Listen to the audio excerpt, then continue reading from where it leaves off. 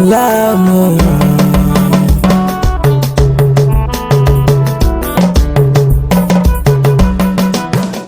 Ce dimanche est jour solennel pour Adamou Hamidou d'être reconnu comme chef de son quartier en présence de ses pairs, des notables et surtout du Lamido.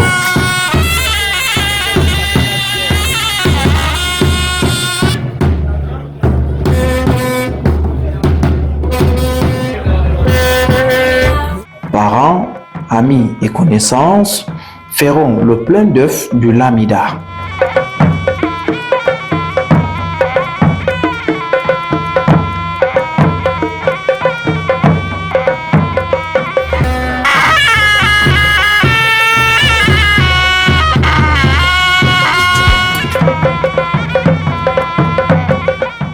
La cour, déjà parée pour la circonstance, n'attend que les convives qui doivent s'installer avant la sortie du monarque.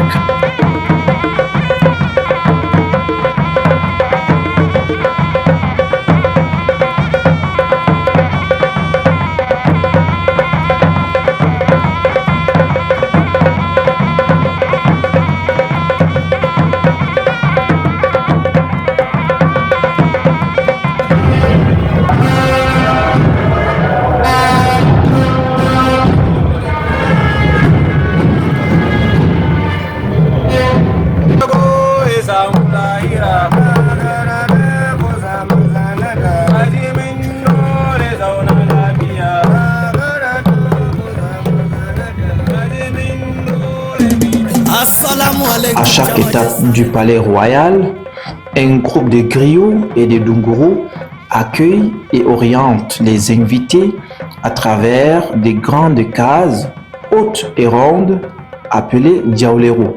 Au moins 2 diaoleros en plus du hall avant la place de la cérémonie.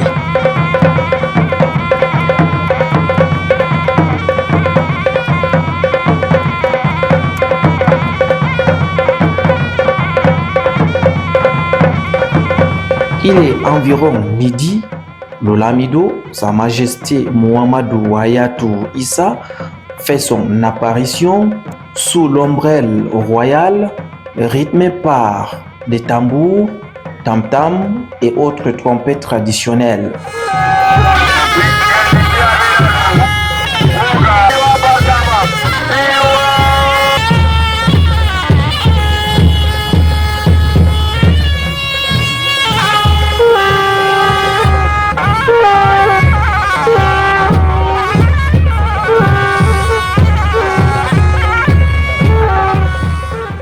Les grands notables, tous sans exception, se mettent en file indienne et vont faire leur révérence à leur chef suprême. La solennité de cette étape ne laisse personne indifférent. Tous regardent dans la même direction, celle du trône. Dans les régions septentrionales du Cameroun, plus précisément dans la région de l'Adamawa, les chefferies traditionnelles gardent encore leurs particularités vestimentaires, constituées des gandouras, des chichias, souvent entourés de turbans de toutes les couleurs. Les chefferies, qu'elles soient du premier, deuxième ou troisième degré, la turbanisation reste une étape importante après l'arrêté qui officialise les fonctions de chef. Aujourd'hui, nous allons vivre le couronnement, mieux la turbanisation d'un chef de 3e degré dans un quartier de la ville de Ngaoundéré, capitale régionale de l'Adamawa. Tout se passe dans la cour royale, le Lamida, où réside le Lamido, le chef traditionnel de 1er degré, patron des chefs traditionnels de son territoire de commandement. Ce qu'il faut savoir, Les notables sont tenus de porter au moins 2 gandouras pour en retirer une au cas où la gandoura de dessus aurait la même couleur que celle du lamido. Exemple, si le lamido est en blanc, personne ne doit être en blanc. Il faut aussi savoir qu'on n'entre pas au lamida avec des chaussures aux pieds, que les poignées d'épée doivent regarder par le bas. Le contraire serait une déclaration d'hostilité.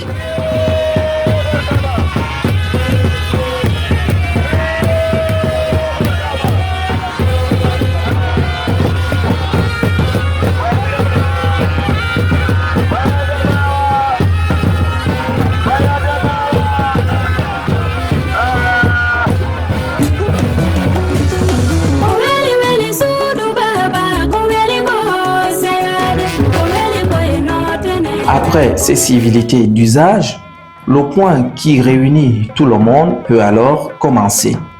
Un long bonnet rouge et brique est placé sur la tête du nouveau chef sous le regard enthousiaste des uns et des autres. Ensuite, le bonnet est entouré d'une longue pièce de tissu blanc presque interminable, le turban, l'équivalent de la couronne, et c'est la raison ultime de tout ce vacarme jovial.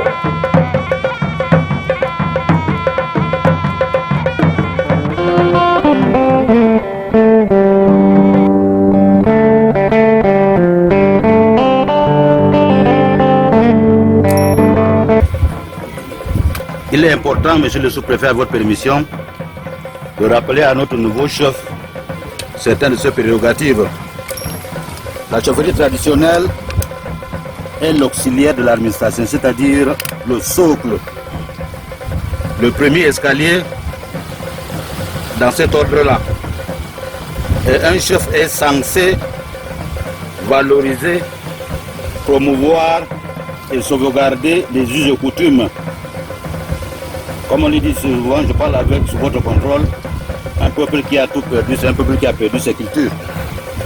Nous osons croire que le nouveau chef va faire feu de tout bois afin de pouvoir préserver cette culture, ces us de coutumes que nous ont légués nos parents, afin qu'ensemble nous promouvions le développement de nos localités respectives. Il a pour prérogative également, monsieur le sous-préfet, de rendre compte au jour le jour de ce qui se passe dans son territoire de commandement. Qu'il vente ou qu'il neige, il doit être debout, afin de pouvoir conduire son peuple dans la paix et la sérénité, afin qu'ensemble nous puissions construire ce pays que le chef de l'État a si bien voulu, un pays exemplaire. Je ne vais pas être long, monsieur le sous-préfet, distingués invités, mesdames et messieurs. Le nouveau chef, comme l'a si bien dit mon collaborateur tout à l'heure, va prendre les engagements devant Sa Majesté le Lamido. Cet engagement dit tout. Loyauté, il doit être également un homme digne.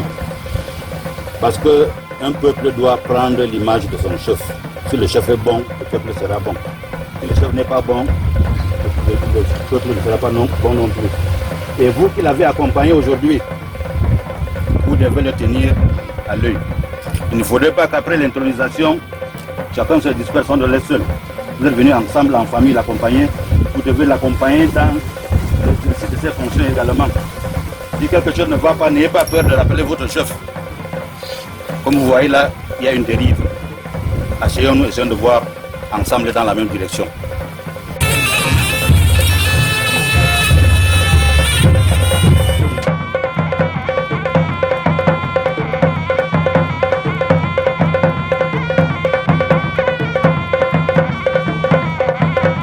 Après la turbanisation, le nouveau chef s'en va saluer son lamido en guise de bénédiction ultime dans sa nouvelle tâche.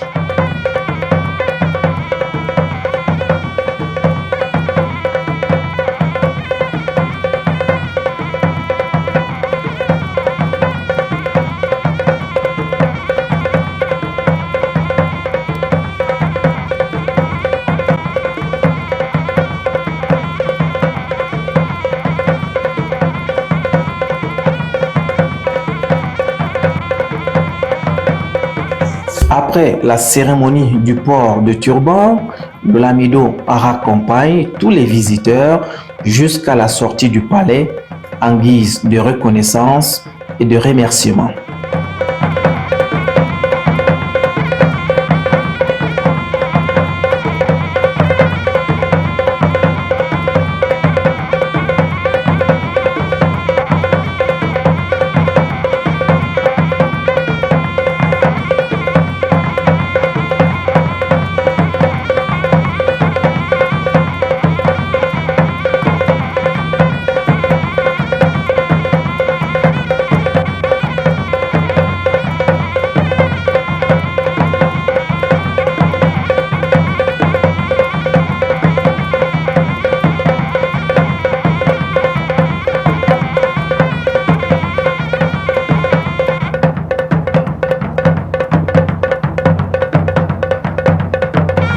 La suite des festivités, encore plus grandiose, se déroule en communauté, dans le quartier et à la chefferie du nouveau chef jusqu'à l'aube.